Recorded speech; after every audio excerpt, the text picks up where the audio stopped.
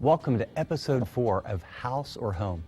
I'm Chip Ingram, and we talked last time about what it means to be a real man. I mean, a real man in your home. Well, in this episode, I have exciting news. We're going to talk about how to become that man. Very specific, very practical, about how to step up and be the man that God called you to be and your wife longs for you to be. Are you ready? Let's go. The second word is cherish. The literal meaning of the word means to keep warm. This is the sensitive side. To keep warm, it means to protect, to cherish, to commune in ways that make her sense and feel that she's secure, that she's safe, that things are okay, that she's got a man in the house, that all the weight of responsibility is not on her, that it might be tough, but you'll figure it out. You may not know how, but she needs to feel you'll figure it out. That's what it means. To cherish and to feed, just as Christ does for the church. Men are to assume the kind of responsibility. In the old days, in some of the pseudo-Christian thinking and speaking, people were always talking about the man's authority. The man's the head of the house. I mean, if you got to say, hey, don't you understand I'm the head of the house? If you have to bow up and be the head of the house, we know one thing for sure, you ain't.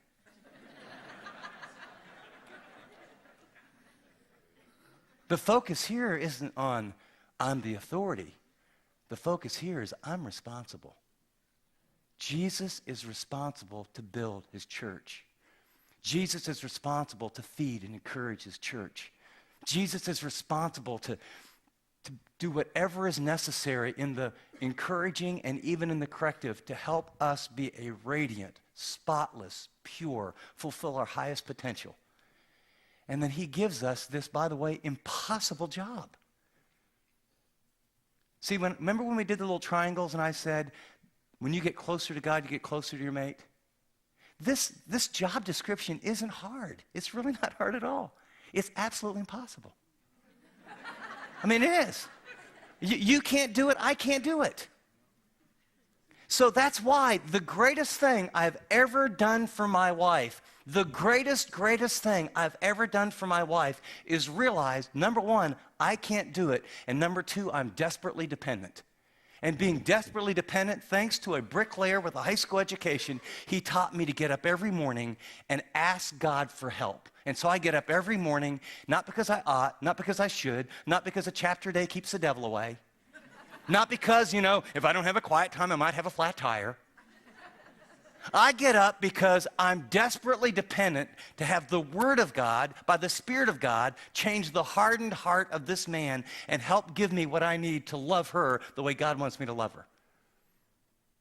And so I got to walk with God. And the Jesus and the more of Jesus that shows up in me and through me, the better husband I'm going to be. Men are to unconditionally, sacrificially love their wives. In essence, as you look at the notes, husbands are to step up, right? That's what I want you to get, step up. I mean, we watch the NFL, correct? Yeah, the guys in the interviews, after the game. Now, this happens every week. And if you don't like the NFL, I'm sorry, but this is guys, we're going to talk. One of the commentators, well, what are you going to do? Your quarterback went down last week, and your wide receiver pulled a hamstring, and, well, coach, do you have a chance against the Jets or the Colts? What do they always say? We got a 55-man roster, and people are just going to have to step up. These are pros. They're going to have to step up. These guys got it in them. They're going to have to step up. You know what God's saying to men today? You got to step up. You got to step up. You got to lead. Okay, now, before you get uptight, of course you don't know how to do that. Or most of us don't. But we can learn. God is so for you stepping up, he'll show you how. In fact, in our next time for men, it's going to get so practical, you just start throwing stuff. I don't want that much practical stuff. Because I'm going to talk about, this is what you're to be. In my next time with men, this is what you're to do. I'm going to get it so practical. This is what it looks like. very specifically. And then I'll give you tools to help you get there. It'll be a start. Before we go on, I thought it would be good to take a little evaluation. You know, when you're checking athletes and you want to figure out, you know, how well they're doing, or if you go to the combine, you know, they take about 225 pounds. How many times can you do it? Or what's the time in the 40? So what I want to do is a quick evaluation so you can see where you're at, so you can see where to step up. Because if you've been around men, we all have a little bit of ego. Well, actually, we all have a lot of ego. And we always think we're doing just a little better than we are. And so let me give you 6 questions. And wives, if your elbow moves, so help me, I will throw something at you. I mean, I will. Okay? So what you need to do right now is you need to pray for your man. I'll mess with him, you pray with him. All right? 6 questions to indicate who kind of is really stepping up or who's leading your home. Leadership is the issue. Who initiates spiritual growth in your home? You or your wife? Who handles the money? Literally, who feels responsible for all the money? Doesn't mean you don't do stuff together. Third, who disciplines the children when both of you are at home? 4, who initiates talking about problems, future plans, and areas to develop? You or your wife? Who asks the most questions in your home, and who gives the most statements? Hey, what are we going to do about this? You think, you know, our daughter should be dating that guy? Who asks the penetrating questions? And finally, and I'm just messing with you a little bit, when you are together, or especially the whole family is together, who drives the car? I mean, remember that old expression, like who's in the driver's seat? See, when roles change and get reversed, eventually it starts playing out in very practical ways. Most men, just before you feel like, oh my gosh, I'm going to hide my head, most men, when I read those, at least 4 of them, they would say, my wife initiates spiritual things. She asks the most questions. Yeah, she drives most around. But well, she's a better driver. Give me a break. Okay? Most men, when I list those questions, they have to admit that they are not leading in those areas. God says step up. So what's it mean? Let me give you 3 kind of big picture ways to step up. First, husbands must love their wives sacrificially. You got to love her in a way that costs something. Isn't that the picture of Jesus? It cost him something. I mean, in my flesh, I want to love my wife in a way that's convenient for me, that makes her think I really love her, but it just isn't too costly. But that's not how men who step up love. It needs to cost you in the area of your preference. As I was beginning and learning, you know, and I've got 4 kids, and, you know, they're all grown now, but this has been a real journey for me, because my dad did none of this. I mean, I grew up in a home where my mother told my dad, no, Ralph, put that shirt on instead of that shirt. No, Ralph, don't eat that, do that. No, Ralph, I mean, you know, my mother, now, he was completely passive at home. But I'll tell you what, he was an amazing athlete. You should have seen him on the ball field. You should have seen, he was a Marine, Guam, Iwo Jima. People knew, you mess with my dad, he'll take your flat head off. So there was this strength and this manliness outside the home, but his dad died when he was 13. And he became all around women, and my dad, down deep, what I learned, he didn't think he could do anything. And so he let my mom, and my mom, thinking she's loving and caring and taking care of him, after about 30 years, she emasculated him. My dad got where he'd sit at the table and be hungry for 4 hours because Marty's not here to fix me a sandwich. Man, is that sad? But in varying degrees, that's true of most men. Passive men, wild women. So as I was doing this, I remember a time where, and I played basketball in college, then I played 2-3 years overseas, and the NBA All-Star games is one of my favorite. You know, there's no defense, it's all dunking, it's really fun to watch. And the NBA All-Star game is on, and I'm aware my wife really needs to talk.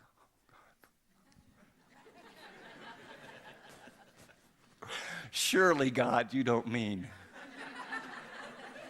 And I remember getting up from that TV saying, honey, let's go get a cup of coffee. And those were, see, it's in little things like that. It was the beginning of saying, I'm going to love my wife in the areas of my preference when it costs me something. It's also in the area of your time. I'd never opened a Bible till I was 18. And then when I got married, because of our unique situation, I got married a week later, I had 2 kids. I'd never had devotions with a woman, let alone devotions with a family. I didn't know what I was doing. I was totally intimidated. But it was like, you know what? There's some of these little books. There's a way to figure it out. I just jumped in and did it poorly. And over time got better. But you communicate by leading. One that was, and still is, hard for me. You communicate you love her when you do stuff around the house. Now, some of you are amazing. You know how to fix things. Man, I'm pathetic. I not only don't know how to fix them, I don't even see them. I mean, when we were in the early years of seminary, you know, we had this plastic furniture that we'd put black tape on. And every time, you know, and there was this wire that stuck out. I didn't notice it. And I remember walking around one day and caught it. And I mean, it cut my leg and it was bleeding. And I turned to my wife and said, look at this. And she goes, Chip, it's been like that for... And I mean, she was just up to here. And we had one of our... Now, the shower leaks, this carpet in this place, the furniture's like that. And I remember I just had to repent. I mean, I had to totally repent. And in Chip Ingram style, it was like, okay. And the next 10 days, I tried to fix everything. And I found someone to help me shampoo the carpets, and I found someone, I earned some money, and I bought us a couch. And so I just kind of went crazy, which is sort of my style, which has been another issue in our marriage. But here's my point.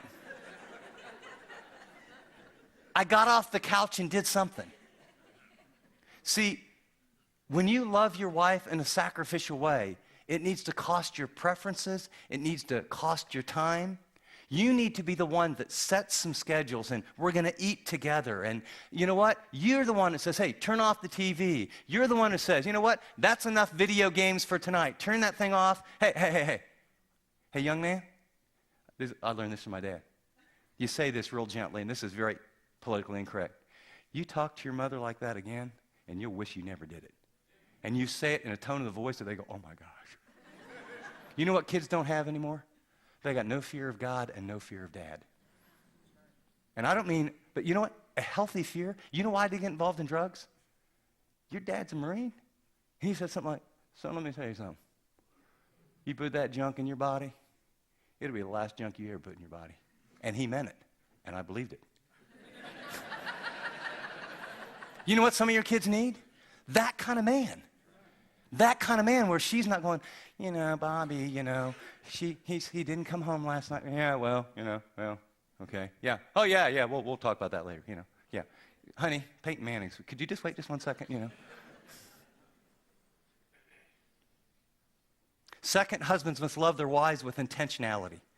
We saw that in the passage. Purposely seek to develop your wife's greatest strength, beauty, and gifts. Have you thought about that as a man? She longs for you to say, how do I help you become what God made you? What are her gifts? What are her dreams? What's she good at? And you partner up with her. The way Jesus is developing his church, you want to develop your wife. You sit down together and you plan times together to accomplish some things as a family, and some goals you have for her and goals you have for one another. We have a little place that we go up to. We have friends that have a little cabin up near Tahoe.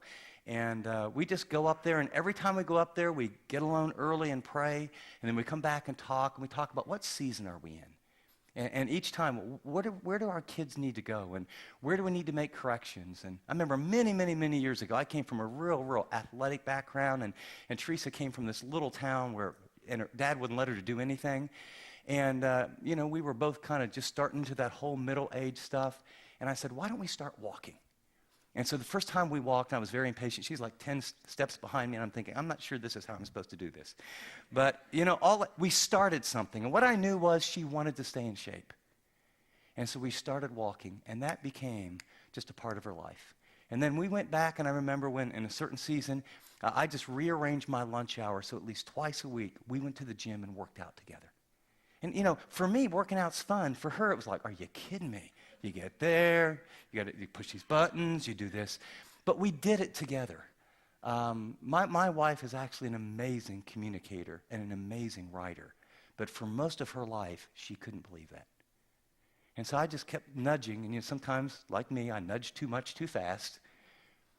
But, I just remember we just had the privilege of being a part of a new church in California. And she just did a couple things in front of the church in prayer. And then they announced that they were going to have this banquet. I mean, everyone in the church showed up practically.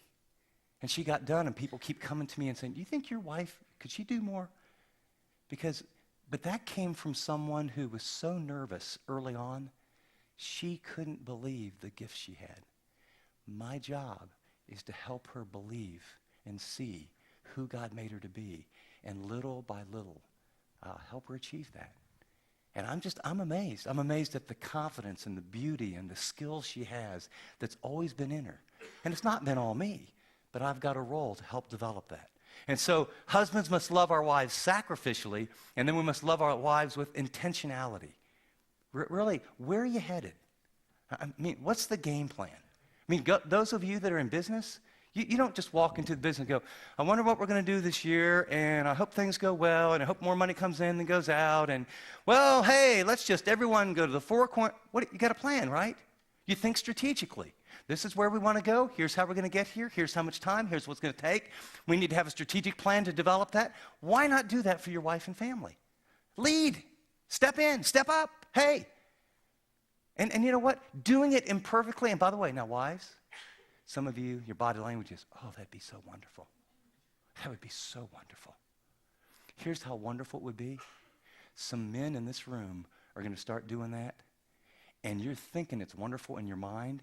And guess what? You're going to have to give some turf over. And the reason, hang in there, the reason a lot of men are not leading is there's no room behind that steering wheel. You are so afraid to let a ball drop. You're so afraid he'll mess up. And see, what I watched with my mother, with my father, is she did it out of the best of motives, and I want to help him, and I want to do this, and I want to do that. But you know what it communicates? It communicates you don't have any confidence in him. And when you don't have confidence in him, guess what? People that tell him at the office how good he is, or on the construction site how strong he is and how valuable he is. You know why marriages get messed up? If you don't have confidence and affirm and respect him, someone will. And it's hard. And guys, by the way, that's not an excuse. What you need to say lovingly, kindly is, sweetheart, would you mind kind of getting out of the driver's seat on this one? And let me open the door for you. And you get to sit right here. And I will not do it the way you would do it. Okay? But you'll get over it. And it's better that he drive badly than you drive. And when men live and lead biblically, we are going to mess up because most of us don't have pictures. That's why at the core of a lot of this, if there's a good men's ministry, you better join it. If there's a mentor, if there's an older man that is a godly man, I'd knock his door down. Hey, would you meet once a week, every other week? We'll have coffee, I'll buy. And here's what I'm doing. And get a coach. And just start thinking more like a jock or an athlete or a business executive. Where do we want to go? How are we going to get there? What's the plan? What's my role? What's hers? Chart it out and just start little by little and move that direction. Jesus has a plan for his church. And we are forcefully moving toward it becoming a reality because he's our head. He's our leader. Third is husbands must love their wives sensitively. You nourish and care for your wife spiritually, emotionally, and physically. And guys, all I can tell you is to women, little things are big. Little words of encouragement. Little jobs that are done. Little calls that you make. Walking, talking, dates. One of the things my wife doesn't like to do, I don't like to do, we don't like to pay bills. I guess that's sort of a common thing. And now I know there's a lot of internet stuff, but as a general rule, we sit down together. And so she doesn't feel, because I it used to be all her. She just, you know, my excuse was she's better with the details than I am, which meant that you get all the responsibility and I forget about it. And I realized I gotta own our financial world. So we sit down, get a cup of coffee somewhere, have some fun, and the ones where we write out checks, I write out the check and she subtracts, so it's actually accurate, which is really good. And then you do that together, and you have a little folder, and on a card, first of the month's bills, and on the back of the card, second month's bills, and on the top it says giving, and then next it has all the bills lined out, and when the bills come in, you put them on this side, and then you sit down, and you give, and you obey, and then you fill out your bills, and then you see what's left, and you have a plan, and then you talk together about where should that money go? Because anytime you're talking about money, you're talking about priorities and values. And even though you may make the majority of it as a man, when all that goes to your wife, you know what she feels? The weight of the world. The weight of the world. And so that's something in terms of caring and nourishing. We have a series, you might jot this down, it's called Experiencing God's Dream for Your Marriage. All that marriage counseling that I went through and kind of the practical stuff about resolving conflict, communication, I mean the really nuts and bolts, the how-tos. We did a video series, and they might even have it downstairs. I would encourage you to watch that together. I mean, it is just the kind of things I'm talking about where you're going, I have no clue. I will just say it was a hit and miss with me. But I learned from a lot of people. I read a lot, and then I just started learning and jumping in and got some mentors. And you can go to Living on the Edge, all one word, livingontheedge.org. And we have a resource area there, and you can look at, and lots of the resources are for free. Finally, men, as we wrap it up here, what this does not mean, I just want to touch on this, and then we'll talk to your wives. It doesn't mean that you always do what your wife wants, okay? I've watched guys, I want to be a really good husband, and then in the name of servanthood, whatever my wife wants, whatever she wants, whatever she wants, whatever she wants, and then you become sort of this mealy, passive in a different way where, honey, can I go play golf, please, please? Honey, can I? And you know what? That's not attractive. It really isn't. Wives aren't looking for little boys, they're looking for a real man. So just because you're a servant leader, it doesn't mean you always do what she says. Love means giving your wife what she needs, not necessarily what she wants all the time. By the way, that's hard because then you experience rejection. Jesus doesn't always give me what I want. He gives me what I need because he loves me. Love means I give another person what they need the most when they deserve it the least at great personal cost. That's how I need to love my wife. Second, it doesn't mean you don't have a life of your own. You know, ladies, we'll talk about this, but guys, you need male friends. You need time blocked off to, if you work out, to work out. You need to do some things that refresh you as a man. All life can't be work, work, work, work, work, family, family, family, family. Now, if you're playing golf 2 days a week, and the only day you have is Saturday, and you're playing golf for 6 hours, better time out on that one and figure out how to realign the priorities. But you need to have a life. You need to figure out what are guys that I'm going to hang around with and do some things that are really fun. Or after a while, you know what will happen? I'm trying to be this good Christian, trying to be this good Christian, trying to be this good Christian. Man, I've had it with this. I can't even remember the last time I had fun. I remember the last time I did the same things that were refreshing with guys that were male and masculine. It's very important to build that in. Third, it doesn't mean you make her dependent on you. I remember early on, I was trying to be this really great husband, and we moved to Dallas, and these freeways were like, 5 and 6 lanes, and she came from little 2 roads in West Virginia, and so early on, I'm going to help her, so the kids need to be the dentist, so I'd take off work and drive her and the kids to go to the dentist, and I would, I'm solving all of her problems. Now, on the front end, she said, oh, that's great. Then after a while, she started resenting me. You're smothering me. See, what I was communicating is you're not competent. Don't make her dependent on you. There's times where, oh, honey, will you help me? And she can do it. Babe, I'd really like to, but you got this one. You'll do great. No, yeah, you'll do great. You're not going to help me? No, I'm not going to help you. You'll do great. And then she does great. And you realize she now understands you value her and you believe in her. You're not just going to solve problems. And then fourth, it doesn't mean you call all the shots. This is a relationship where you and your wife, under the submission of the authority of God, are asking, how in the world can we please him and love one another? Now, I'm responsible to step up and lead. The issue isn't who takes the first step or the second step. The issue is the beauty and the rhythm of the dance that works, that produces intimacy and love and encouragement, and something that when people see how you do it together, they ask, well, who's your choreographer? Because I tell you, most people's dances aren't going well. But wow, what you have is a thing of beauty. Guys, as we close today's program, and ladies, I'll let you listen in, game plans, every coach will tell you, cannot win a ball game. It's the execution of a game plan. We learned as men God's game plan for us in marriage. It's you love your wife intentionally, you love her sacrificially, and you love her sensitively. And those don't come naturally for us as men. But when we love our wives in that way, something amazing happens. Guys, let me give you a recommendation. Number one, go to the website, livingontheedge.org, and watch this episode and the one before it. You'll get the whole package. Second, get 3 or 4 guys that are serious about being the kind of men, I mean real men in their marriage, and say to them, you know something? Let's dig in together. Let's get our baseball caps, throw on a couple jerseys, put some popcorn in the microwave, and let's watch this whole DVD series about marriage. Let's not even tell our wives.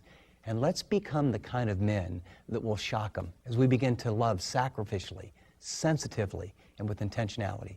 Guys, it's the best use of your time ever. And ladies, if your man's not there watching with you, maybe you ought to order the DVD and give it to him as a little present for Father's Day. Our dream here at Living on the Edge is to help strengthen marriages, help Christians live like Christians, and transform families. We want to help you.